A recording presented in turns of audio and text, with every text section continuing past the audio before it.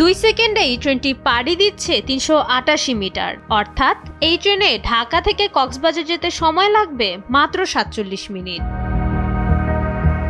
চীনের national university of defence টেকনোলজির একদল বিজ্ঞানী সুপার কন্ডাক্টিং ম্যাগনেটিক লেভিটেশন বা সংক্ষেপে ম্যাগলেভ প্রযুক্তিতে তৈরি করলেন এক বিশেষ ট্রেন, যা মুহূর্তেই লুফে নিয়েছে বিশ্ব রেকর্ড। অর্থাৎ এটি এখন বিশ্বের দ্রুততম ট্রেন। বিজ্ঞান বলছে এই ট্রেন আসলে চাকার উপর ভর দিয়ে নয়, বরং ট্র্যাকের ওপর শূন্যে ভেসে থাকতে পারে। শক্তিশালী সুপার কন্ডাক্টিং ম্যাগনেট বা চৌম্বক শক্তির সাহায্যে এটি অনায়াসে সামনের দিকে এগিয়ে যায়। বিজ্ঞানীরা বলছেন এই প্রযুক্তি রকেট উৎক্ষেপণের কাজেও লাগানো যেতে পারে।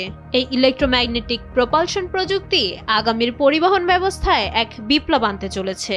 গবেষকদের দাবি, এই প্রযুক্তি শুধু যাতায়াত নয়, বদলে দেবে মহাকাশ বিজ্ঞান ও বিমান চালনার মানচিত্র।